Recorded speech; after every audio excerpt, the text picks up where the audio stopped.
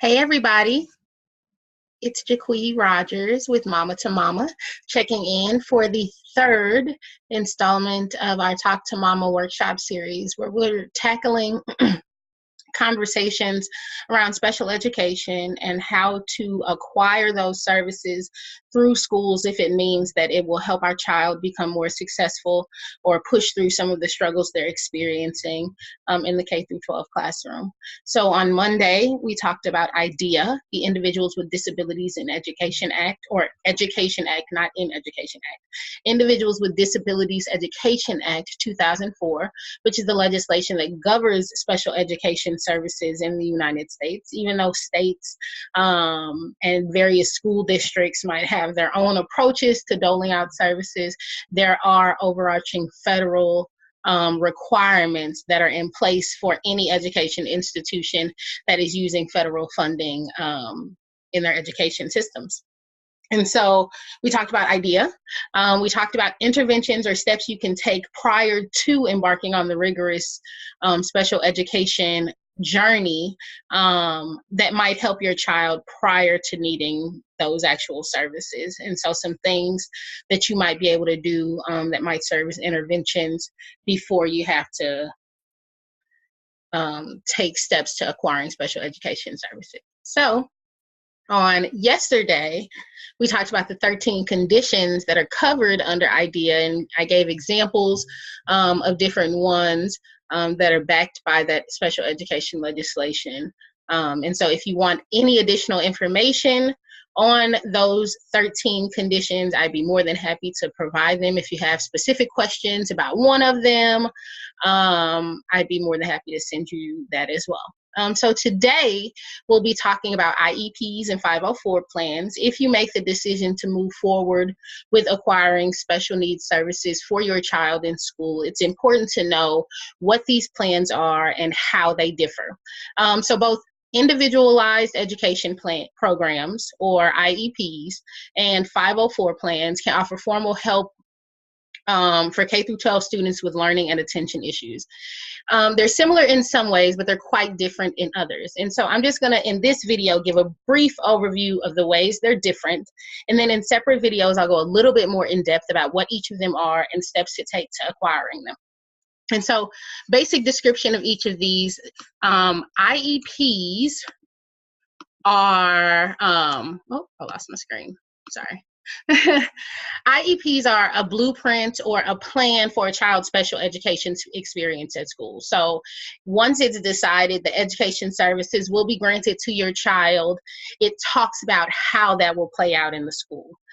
504 plans are a blueprint or a plan for how a child will have access to learning at school. So if there are things in the classroom that can be adjusted to make sure that the child is benefiting from the lesson, as opposed to altering their educational experience as a whole, a 504 plan may suffice. So what do? An IEP provides individualized special education and related services to meet the unique needs of the child. These services are provided at no cost to parents. 504 plans, they provide services and changes to the learning environment to meet the needs of the child as adequately as other students. As with IEPs, a 504 plan is provided at no cost to parents. So what laws apply to IEPs and 504 plans? They're actually governed under different forms of legislation. The IEP is governed under the Individuals with Disabilities Education Act, IDEA, and this is a federal special education law for children with disabilities.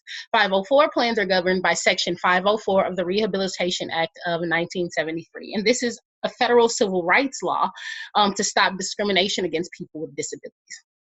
So who's eligible for each of these? To get an IEP, there are two requirements. So yesterday we went over the 13 specific disabilities that are covered under IDEA. And so a child has to have been identified as having one or more of those 13 specific conditions. Learning and attention issues may qualify. Number two, the disability must affect the child's educational performance and or their ability to learn and benefit from the general education curriculum. If you want to know a little bit more about that, I'll be sure to include that in the vocabulary file that I'll be publishing at the end of the week with some other resources that I referenced this week. And so it needs to show that that disability affects the child's educational performance and or their ability to learn or benefit from the general education curriculum, leading to the need for specialized instruction. So who's eligible for 504 plans? To get a 504 plan, there are two requirements. A child has any disability, which can include many learning or attention issues. And number two, the disability must interfere with the child's ability to learn in a general education classroom. Section 504 has a broader definition of a disability than IDEA. It says that a disability must substantially limit one or more, I'm gonna read this so I don't get it wrong, one or more basic life activities such as learning. That's why a child who doesn't qualify for an IEP might still be able to get a 504 plan. So, independent educational evaluation. So, how do we evaluate and find out whether or not our child would need a 504 or IEP? So, for IEP, parents can ask the school district to pay for an independent educational evaluation by an outside expert. However, the school does not have to agree.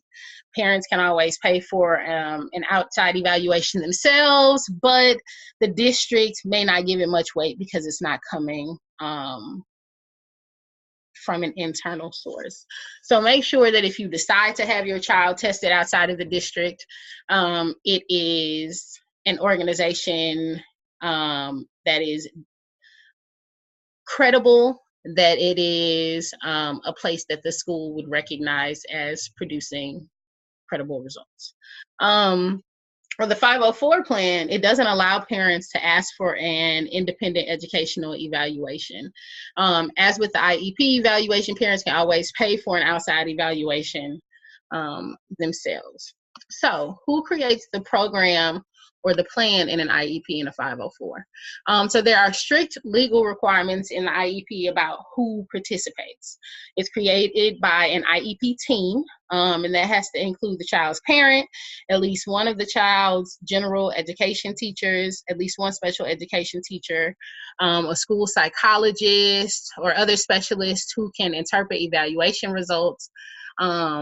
Usually a district representative with authority over special education services. And so with a few exceptions, the entire team must be present for IEP meetings. And those exceptions usually are limited to agreement by the school personnel and the parents, both, that it's okay for whoever needs to be absent to not be there. For a 504 plan, the rules about who's on the 504 plan are less specific than they are for an IEP. It's created by a team of people who are familiar with the child and who understand the evaluation data and special services options. So this might include the child's parents, or parent, a general and special education teachers, and the school principal. And so fewer people are usually involved in the 504 plan. So what are in these plans? The IEP, it says learning goals for a child, and it describes the services the school will give to them. It's a written document. And some of the most important things the IEP must include are the child's present level of academic and functional performance. So how are they currently doing in school? An annual education goal or annual education goals for the child and how the school will track their progress. The services the child will receive. So this might include special education related supplementary and extended school year services. So what type of services will be provided to the child through this plan? The timing of the services. So when will they start? How often will they occur? How long will they last? Any accommodations, changes that will happen to the child's learning environment, any modifications, changes to what the child is expected to learn or know. So all of those things will be included in an IEP. So there is no standard 504 plan. Unlike an IEP, a 504 plan doesn't have to be a written document. It could generally include just specific accommodations, supports, or services for the child, names of who provide the service, name of the person responsible for ensuring that the plan is implemented. But it's typically not something as formal and regimented as an IEP. And so it will be really important if you all agree upon modifications or accommodations, for the child through a 504 plan, that there is something written, that you're checking in with both the teacher and the child regarding whether or not the things you discussed is being implemented and how that's happening. In both the IEP and 504, it's really going to require that you are proactive in making sure plans are being followed through on.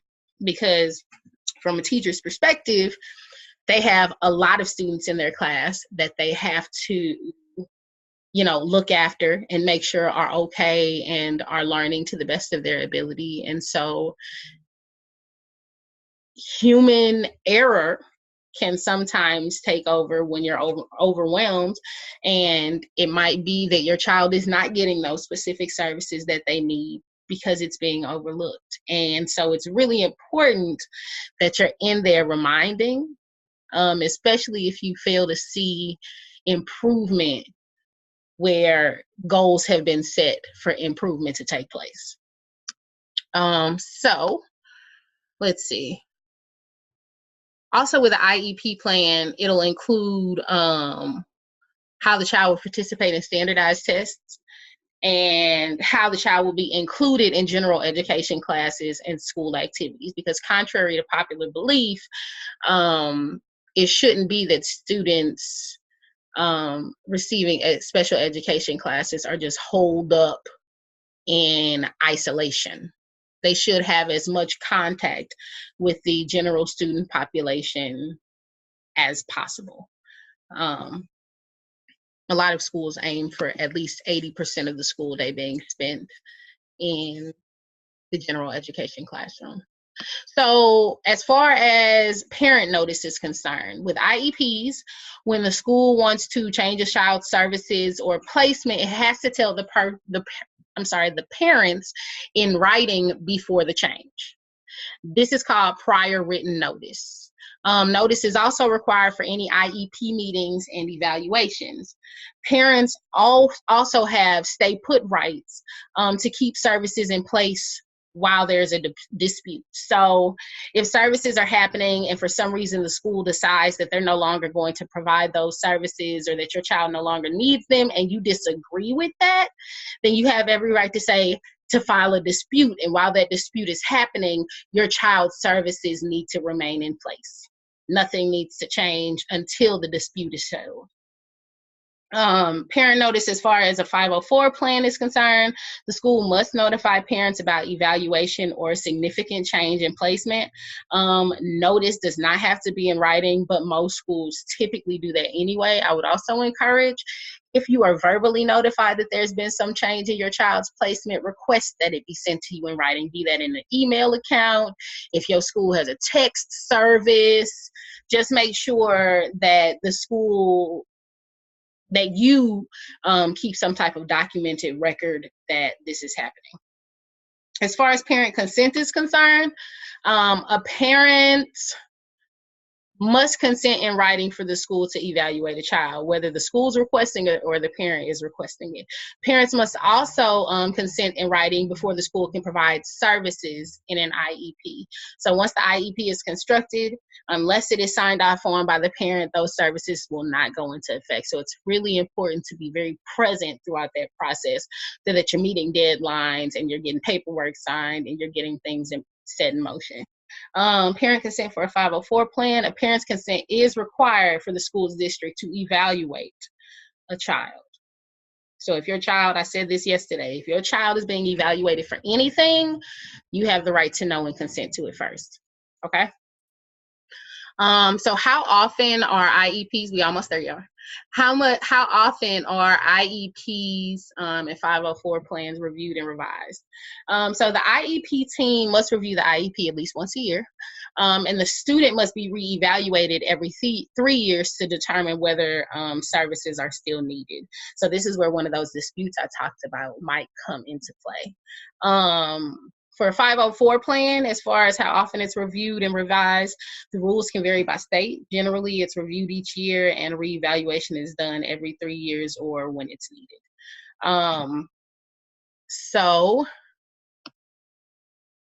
when it comes to disputes between IEPs and 504 plans, IDEA gives parents several specific ways to resolve disputes. Usually it starts with a mediation, then it goes to a due process complaint, it goes to a resolution session, then a civil lawsuit, then a state complaint, then a lawsuit. So that's the hierarchy, but typically the schools will try to mediate between the parent and the school before it gets to become a legal issue.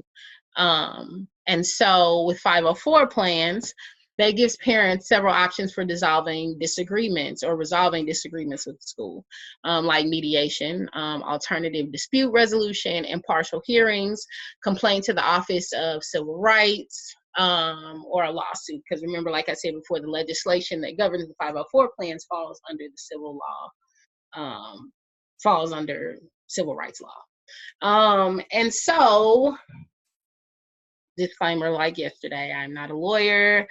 I cannot provide legal services. This is all just research that I have done and my experience in schools. So I'm not a doctor or a lawyer.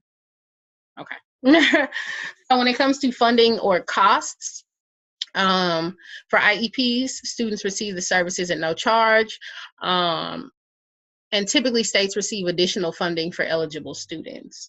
504 plans, students receive the services at no charge. States don't receive extra funding for eligible students, but the federal government can take funding away from programs that don't comply. Okay.